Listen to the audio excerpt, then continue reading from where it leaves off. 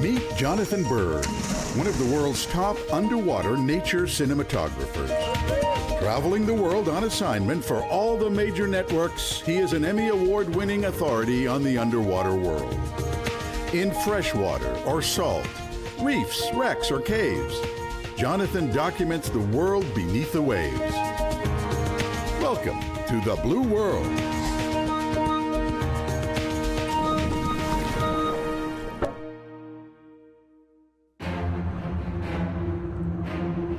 The tiger shark. It's one of the most dangerous animals in the world, infamous for attacking surfers in Hawaii and Australia. It patrols the shallow tropical ocean near shore, where people swim, creating a situation ripe for disaster.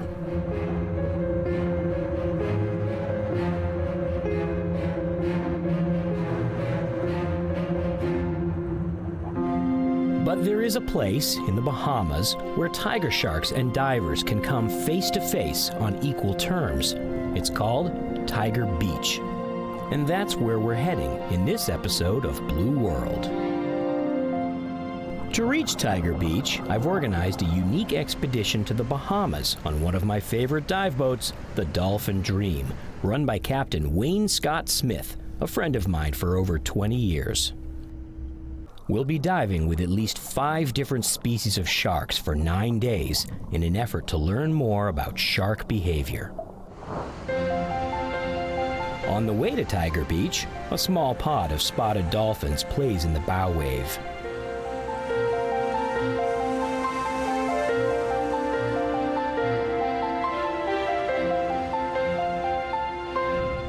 Upon arrival, shark handlers Connor Cassidy and Rich D'Argento tie the Dolphin Dream into a mooring. Our team will be sitting here for a week of adventure. Rich gets the action started by dropping a big box of chum into the water. Then he cuts some smaller bait that the sharks can't resist.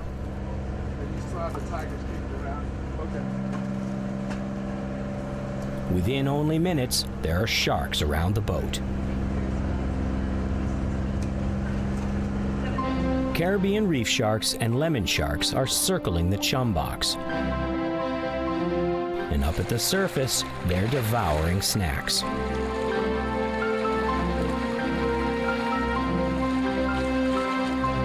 While we wait for the tiger sharks to show up, Connor gives us a pre-dive briefing.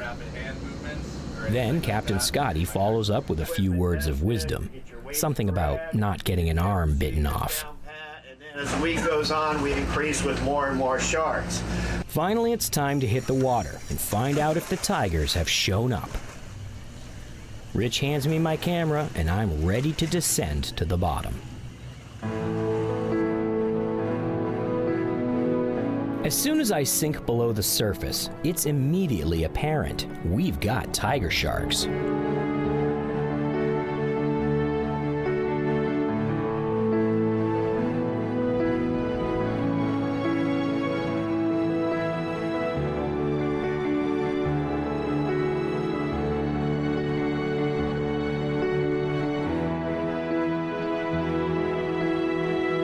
Rich soon joins us on the bottom with his feeding crate full of fish. These are big tiger sharks, but this routine happens every week. They know the drill.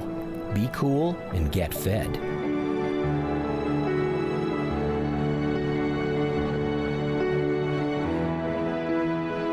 The sharks are pretty good about taking turns, going around and getting fed one at a time.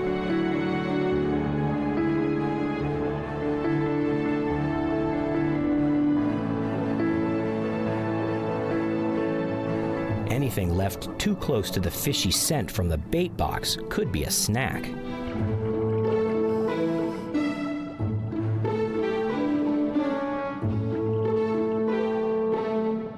You have to dole out the food slowly.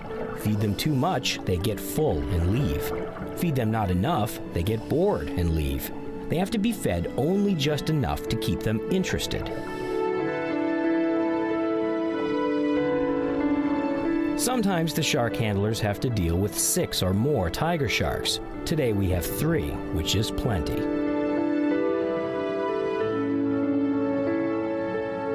When a lemon shark moves in on the action, the tiger sharks have a way of making their displeasure understood. Since the tigers are so big, they aren't particularly maneuverable. When a shark misses the snack, she opens her mouth quickly, which produces suction in an attempt to inhale the food.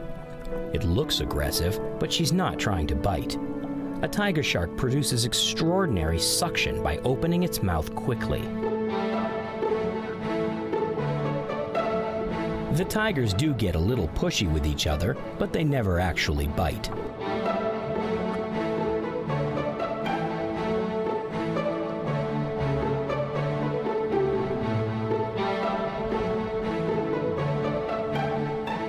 I think that's an interesting thing.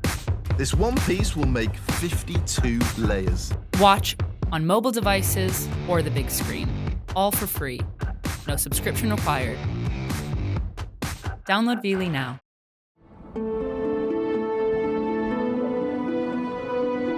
With this feeding going on for many years now, most of the tiger sharks have gotten used to being handled by divers. Some of them even seem to like it.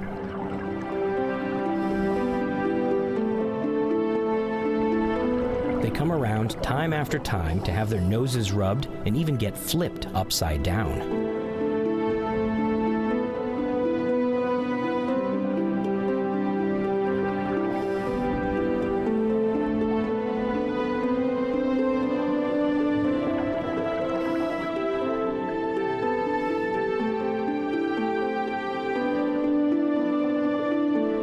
Sometimes they even tolerate being spun.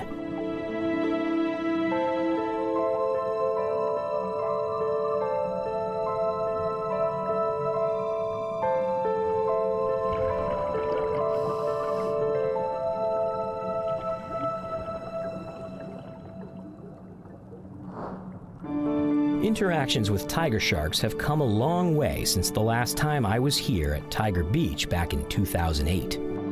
It used to be exciting just diving with tiger sharks outside a cage. But now, divers play with them like puppies. Big, hungry puppies that could bite your arm off.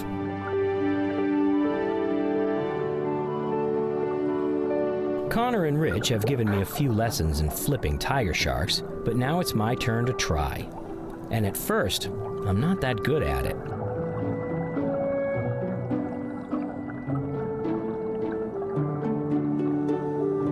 You wait for a shark to approach at least a meter or so off the bottom. One hand goes on the nose and the other hand under the chin to hold its mouth closed. Then you sort of... Okay, it's going to take a few more tries. With a shark at the right height, you sort of push the nose down. In response, the shark twists its body and throws its tail up to turn. Honestly, you aren't really flipping the shark. The shark is doing all the work, but it looks cool. It seems like a silly thing to do, like teaching your dog to roll over. It has no real purpose. Yet some of the sharks really seem to like it.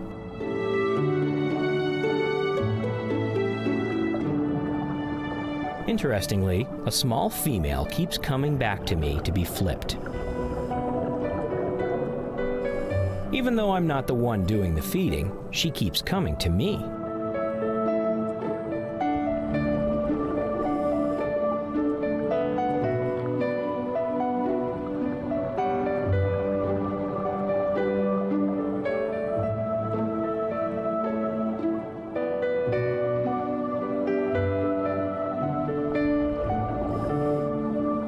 Tiger sharks are amazing animals. They're huge, powerful sharks, easily capable of eating a scuba diver.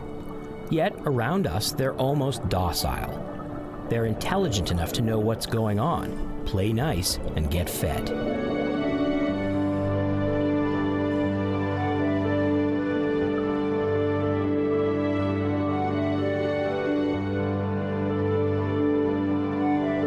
Like any wild animal, tiger sharks are not totally predictable, and who knows what dangers a really hungry tiger shark might present.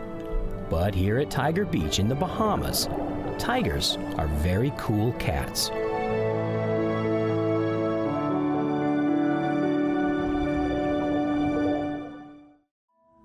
From the cenotes of the Yucatan to the blue holes of the Bahamas, caves are astonishingly beautiful environments, often filled with lavish decorations, crystal clear water, and strange alien life forms hidden in the pitch darkness. For years, I've heard about a remote cave in the Bahamas filled with incredibly fragile crystal formations. It's been compared to diving inside a chandelier. Only a handful of people have ever been into the so-called Crystal Cave, and I really want to see it. World-renowned cave explorer Brian Kook operates Bahamas Underground, a cave diving operation in remote Abaco, Bahamas. He leads expeditions into the caves and advocates for the protection of Bahamas caves. Brian agreed to take me into the Crystal Cave. Our team flies to sunny Abaco, Bahamas on the cave exploration expedition of a lifetime. At Brian's shop, we prepare gear, fill tanks, and load the van for what will be a very long day.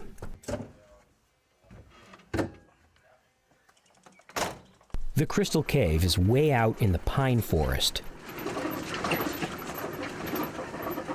It's not the kind of place you would imagine to have caves beneath the surface.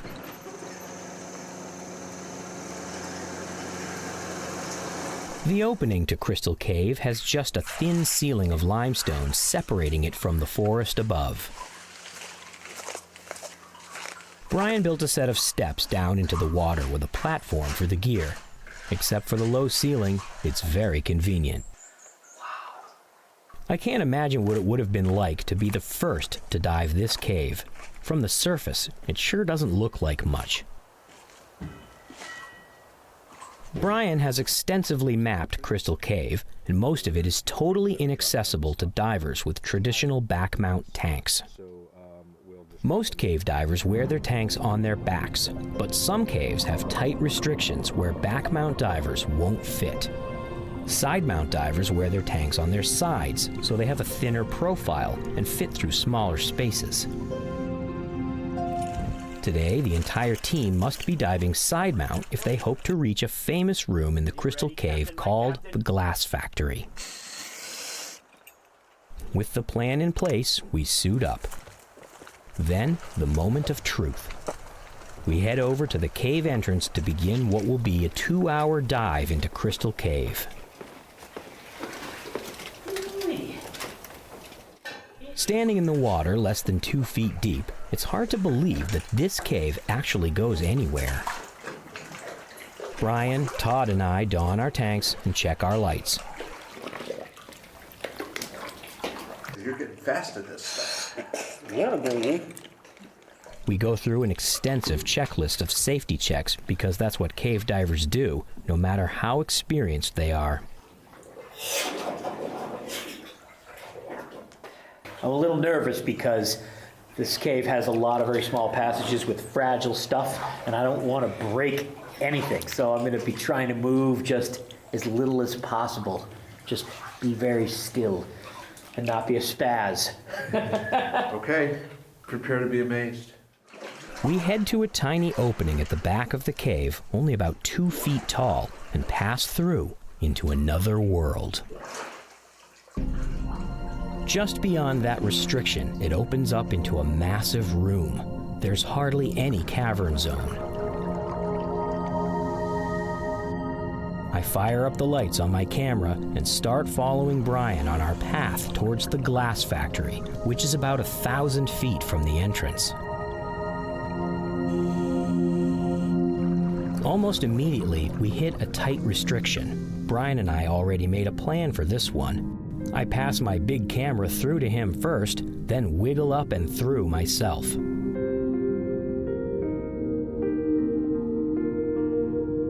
Things are tight as we make our way closer to the Glass Factory, and in many cases, Brian has me go first to get the clearest water for my shots. He also keeps an eye on my fins to be sure I don't kick anything fragile. Almost all the formations in Crystal Cave are made of calcite crystal. In most caves, a fat stalagmite like this would be made of opaque white calcite, otherwise known as limestone. But here in Crystal Cave, it's a translucent crystalline treasure that glows with Brian's light. Nobody is quite sure why the calcite here forms crystals.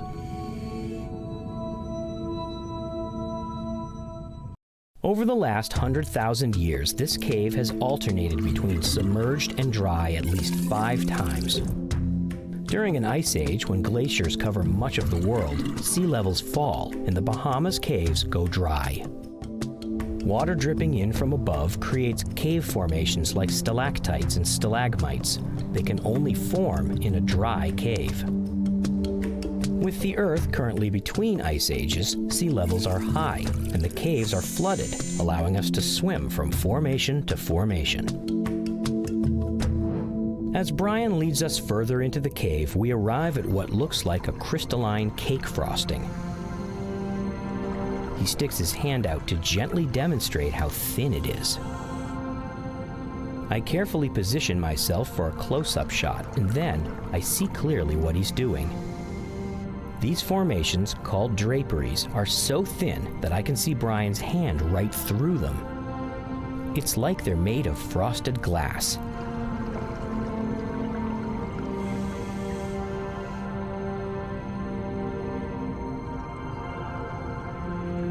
Formed by thousands of years of dripping water, these exquisite crystal curtains are super fragile. Brian motions me over to a shelf to show me a thick layer of red dust. Tens of thousands of years ago, during a long dry spell, strong winds picked up iron-rich sand in the Sahara Desert. The finest particles blew all the way across the Atlantic and landed in North America, especially the Bahamas. Rain eventually washed this dust down into the limestone where it formed a layer. The high iron content makes it red like rust. The Sahara dust shows up in many of the cave formations as a red layer. Next, Brian leads us to an area of crystal dripstone where water was running gently along the floor.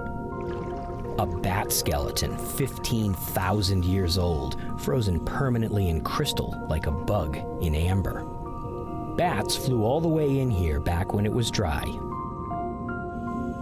When Brian uses his light up close to the crystal, I can see the reddish tint in a deeper layer of the stone. That's the Sahara dust layer again.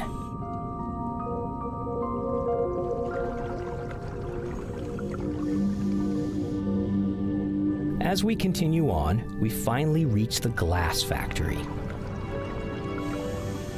It's a room full of extremely delicate formations known as soda straws, dripping from the ceiling.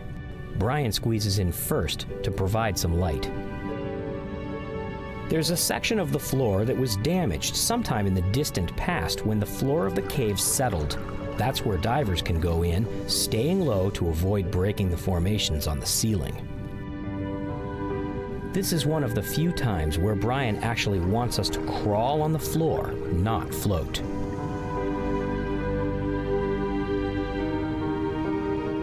I make my way slowly into the glass factory. I can't believe I'm really here. I've seen pictures of this place for years and never suspected I would be here myself. Brian calls this formation frozen rain. Some of the formations have bulbous crystal ends, showing that at some point the water level was probably right at the base of these formations. Brian calls these flower formations. With Brian's help, I'm positioned in a place where I can film safely without breaking anything. It's sensory overload, almost too much to take in.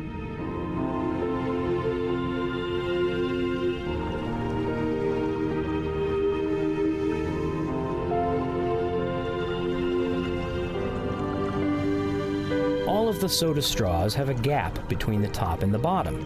They were once connected as thin columns, but as the floor subsided, they broke into upper and lower halves. The floor is littered with thousands of thin formations that broke when that happened, but the majority of the thicker formations are still intact.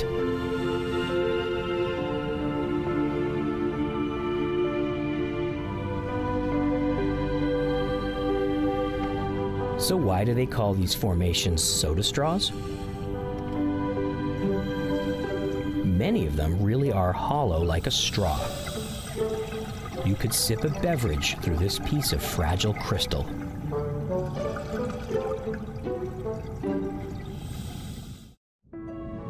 The glass factory has another surprise. Up at the ceiling, some of the formations have formed offshoots going sideways instead of down. Brian points out a large section with this type of crystal growth. They're called helictites. Even experts in cave formations aren't quite sure how they form, but the general consensus is that it's a combination of wind and surface tension causing them to grow sideways. So it's possible that there was once a breeze through here, which means another entrance, one that has never been discovered. Having consumed a third of our air supply, our team has to start the long swim back to the entrance. We've been gone so long, the surface cameraman has fallen asleep. Brian leads the way out through the swirly water of the halicline. Eventually, we come back to that tight restriction, and I have to squirm my way through again.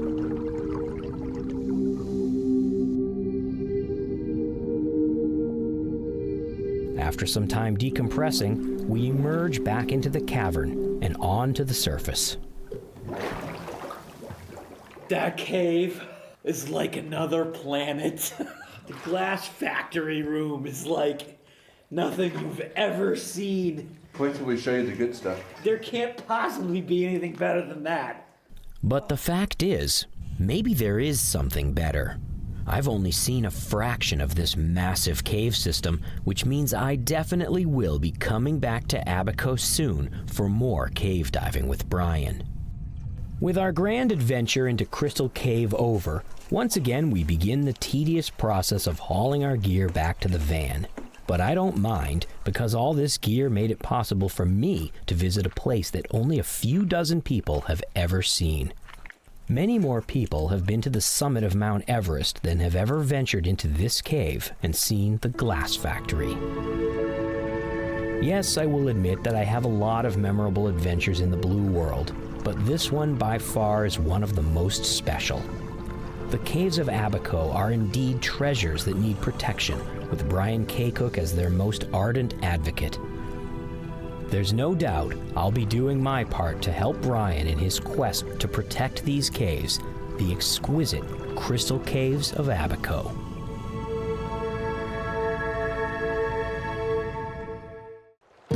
This time on Blue World, Jonathan dives into two very contrasting environments. The epic beauty of Iceland is the backdrop for an incredible dive into an ice-cold underwater world that lies between continental plates. It's a chance to experience the clearest water in the world and an ultimate adventure that should be on every diver's bucket list. But first, a completely different kind of expedition to waters not so clear and certainly much warmer. It's called Muck diving under a bridge in Florida, where the aquatic life is odd and approachable.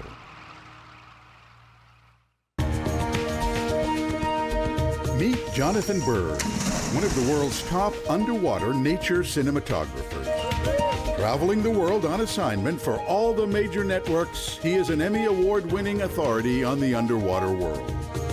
In freshwater or salt, reefs, wrecks, or caves, Jonathan documents the world beneath the waves. Welcome to the Blue World.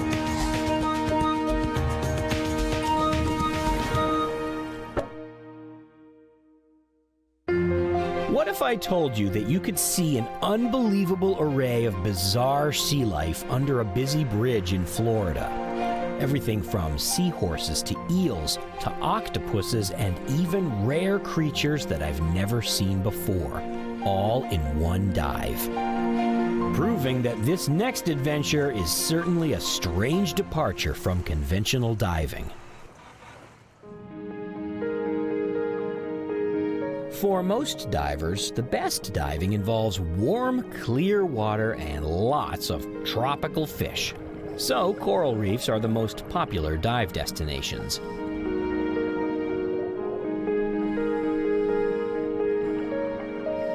But as divers gain more experience, they seek out new and different diving environments like shark diving or cave diving and everything in between. One of these environments is muck diving. Though it sounds sort of mucky, muck dives don't generally involve any actual muck. Usually they are just dives with a sandy or silty bottom where divers experience a world of odd sea life found nowhere else.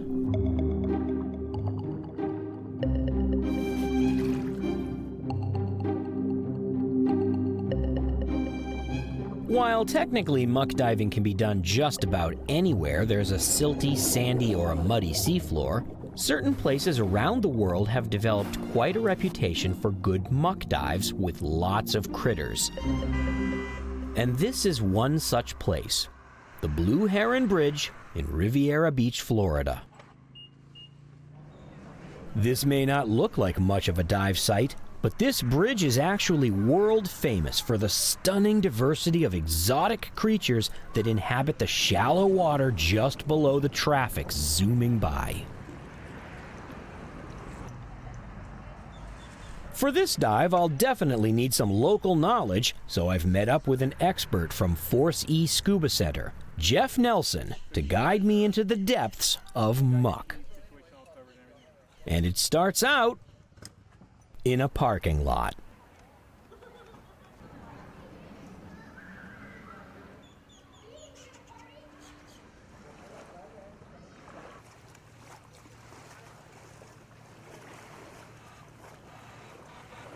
It's still light as we sink down into only 2 meters of water and start looking for critters. Jeff has promised me one of the hardest fish to film, a jawfish with eggs. Our first discovery? A seahorse. In most places, seahorses are not only hard to find, but frustratingly uncooperative. I think this guy has seen enough cameras that he knows if he poses for a minute or two, I'll go away and leave him alone. A puffer is attracted to my lights and comes over for a look. Nearby, the fastest sea star I have ever seen racing across the sand. And then another cooperative seahorse using its prehensile tail to grip an old piece of rope. Without Jeff to point out these little guys, I would probably swim right by them and not even see them. With the seahorses in the bag, it's time to move on. Jeff knows where to find a small octopus. It dives into its home when I approach. But if there is one thing about octopods, they are curious. Staring at its reflection in the lens of my camera, it soon comes out to investigate. First, a quick touch of the camera housing. I stick my finger around into the shot to give the octopus some scale. You can see that this is a very small octopus, but nobody told her that. She grabs my finger with her suckers and tries to pull me into her den. If you ever have the opportunity to arm wrestle with an octopus, you will find they are amazingly strong, and the suction cups feel so weird on my skin.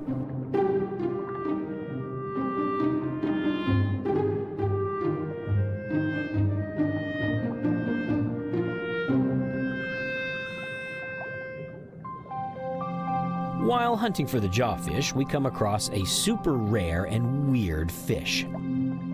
This little guy is a batfish. It walks along the bottom on legs that have evolved from pelvic fins. And just over its mouth, a retractable lure used to fish for prey. Its gill openings are hidden behind its pectoral fins so the prey won't see it breathing.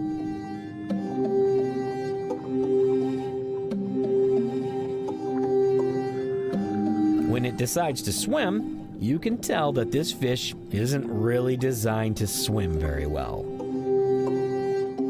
Towards the end of the dive, Jeff finds me the elusive jawfish with eggs. But I blow it by moving in too close and scaring the little fish. He won't come out.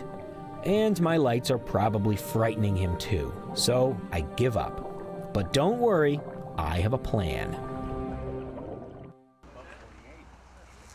Early the next morning, we are back at the bridge for the next slack tide. So before the sun is even up, cameraman Todd and I are gearing up with Jeff. This time I really hope we can film that jawfish.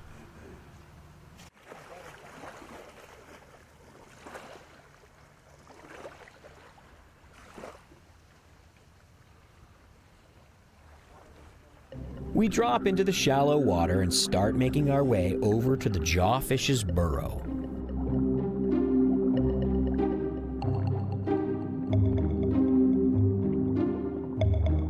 Along the way, I am seduced by another octopus. Ask any diver, octopods are too cool. You just have to stop and watch them when you find one. This one's a little bigger than the other one. Cameraman Todd and I take turns getting some shots and waiting for the octopus to do something interesting besides just stare at us.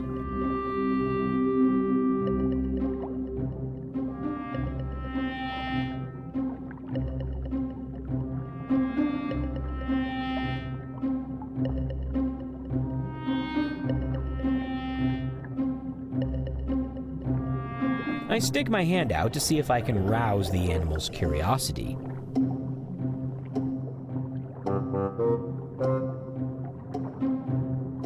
She's not going for it. Fortunately, Jeff teaches me a better way. Make my hand look like an octopus on the sand. And it works. With a couple suction cups, she tries to take me home.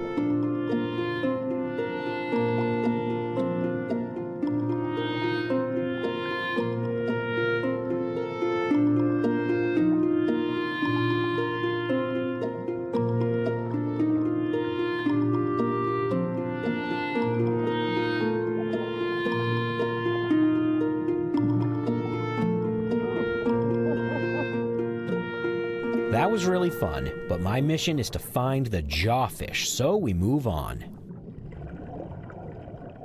There he is, the elusive jawfish. But this time I'm going to work my way closer very slowly so I don't spook him. Oh no, I scared him again. Oh, wait a minute, he's coming back up. How do I know it's a he? The eggs give him away. When it comes to jawfish, the male guards the eggs in a very unlikely place. His mouth. Jawfish are mouth brooders, meaning that once the male has fertilized the eggs, he takes them from the female and keeps them safe in his mouth for about 2 weeks until they hatch. During that time, Dad can't eat anything. The eggs are transparent. You can see the little eyeballs of each baby jawfish inside the eggs. Every once in a while, he has to aerate the eggs. To do that, he spits the eggs out and then sucks them back in. He does this every minute or two for a couple weeks.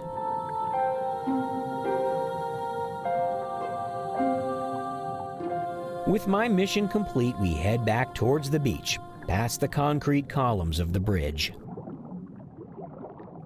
I come across a snake eel, out early looking for breakfast.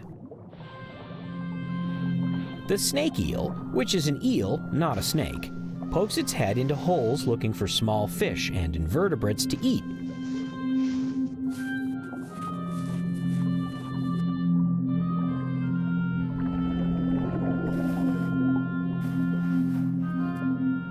This one caught a small crab.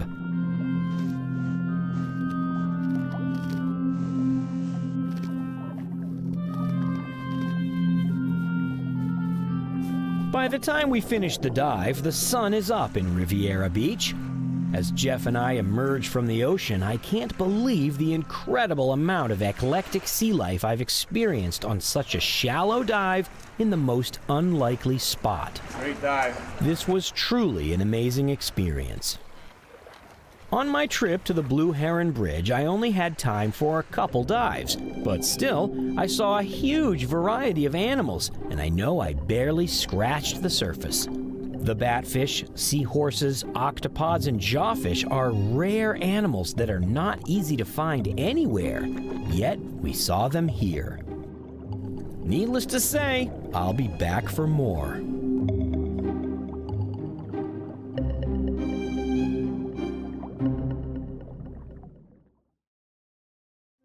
I'm heading to one of the world's most exciting dive spots, located within one of Earth's most awesome environments, Iceland. Iceland itself is a beautiful and sparsely populated country full of natural wonders. It has huge glaciers, and those glaciers give birth to icebergs, which float away into the North Atlantic Ocean. But even though it's called Iceland, it's not all ice by any means, at least in the summer. There aren't many trees, but the landscape features rolling green grassy hills.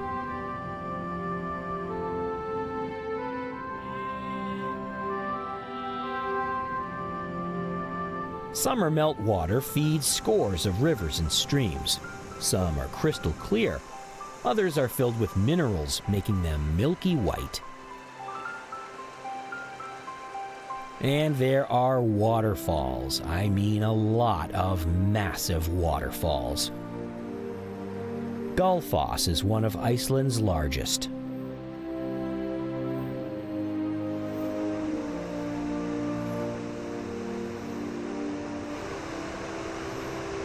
But I'm here for a unique dive in what's been heralded as the clearest water in the world. Of course, scuba divers crave clear water. Good visibility makes diving more like flying, being able to see your surroundings from above. And of course, we all feel safer when we can see what may be lurking in the depths. Where I come from, we consider ourselves lucky to get 10 meters of visibility. Sometimes in New England, it's not even that good, more like 3 meters. You can barely see anything until you're right on top of it. Plankton makes this water extremely fertile, but you can't see through it very well. In the tropics, water has less plankton, and it's often quite a bit clearer. It's not unusual to have 30 meters, sometimes even 50 meters of visibility in the tropics. At the massive Neutral Buoyancy Lab in Houston, a huge indoor swimming pool where astronauts are trained, I've experienced visibility of at least 100 meters. The water is so clear it's like it's not there at all. Is there any place in the world with naturally occurring clarity like this? That's why I've come to Iceland, to a place called Silfra. Iceland is smack dab in the middle of the mid-Atlantic ridge where two large tectonic plates meet. Lava coming out from between these plates at a hot spot created Iceland about 20 million years ago. But since those tectonic plates are still moving, Iceland has cracks down the middle and occasional earthquakes as a result. This is one of the few places in the world where you can actually see the crack between two tectonic plates. Silfra is one of those cracks. It's filled with spring water that percolates up through the ground from distant glaciers. So it's clear, and it's cold. Until recently, the only divers who came here were animals. But Silfra has changed all that. Human divers now come from around the world to experience the amazing visibility in this tiny dive site just a few meters wide and a few hundred meters long. My adventure begins in downtown Reykjavik, Iceland's capital city, where I sign up at Dive Iceland for one of their all-inclusive Silfra dives.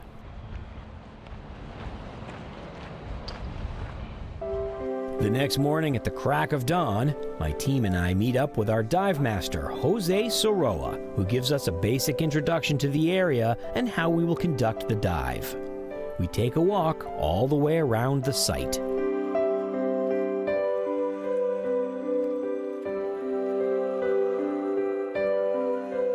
Diving here is not without difficulty. I'll need a dry suit to stay warm in the water, which is barely above freezing.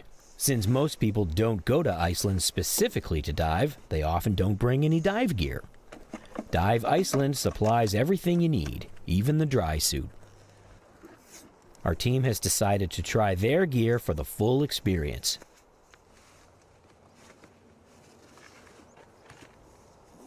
After we have our suits on, I have to carry my camera all the way from the parking lot to the entry point.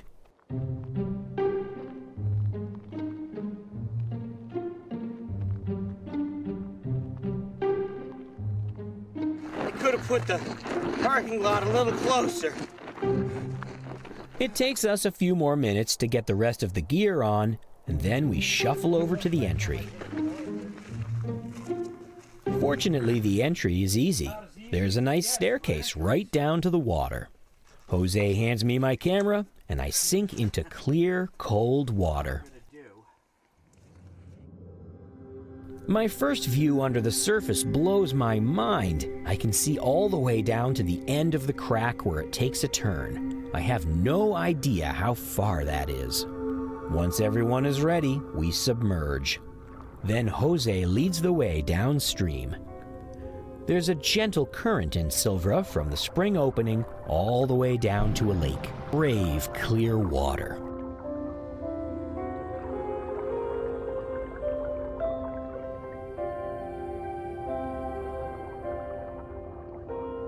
The incredible visibility is no exaggeration.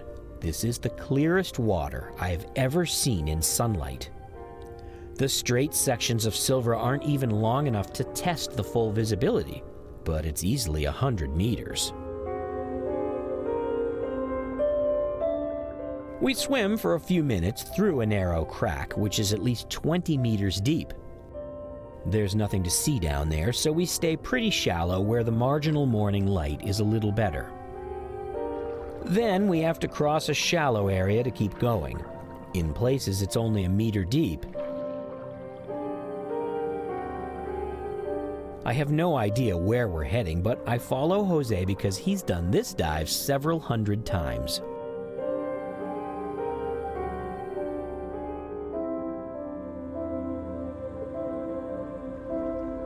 In this shallow water, strands of green algae thrive on the ample summer sunlight.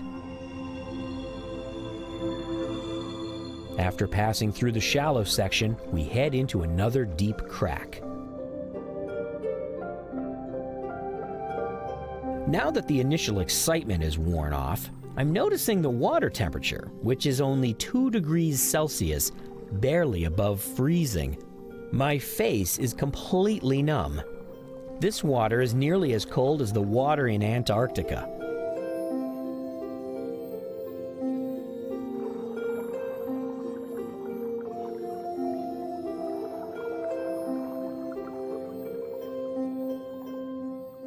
I'm not going to let the cold keep me from having some fun, though.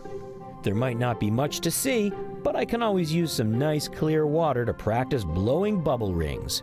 But it's not easy with a tight hood and numb lips.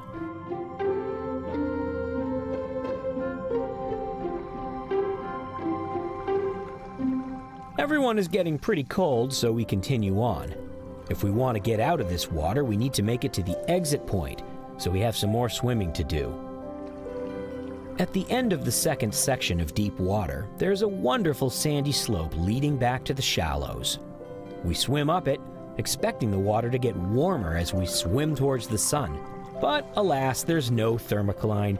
It's just as cold at the top. We emerge into what looks like a pond. The pond is actually an inlet from a huge lake. Once the water goes out into the lake, it loses its clarity. But here in this pond-like section, we get our chance to see a long way underwater in a straight line.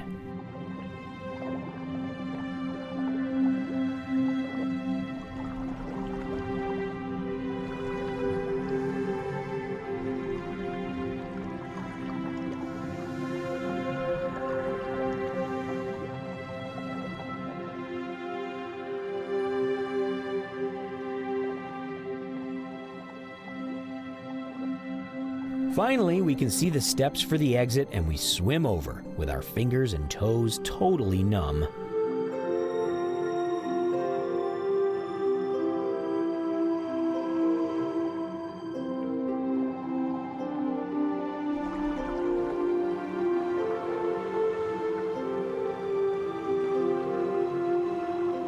I have one last look at the amazing visibility and climb out. Woo! That was great! Oh, but man, is it cold! Woo! Oh, I can't feel my thumbs.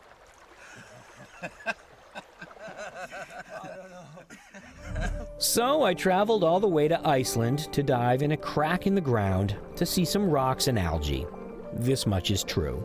But I had to see for myself the spectacle of such clear water.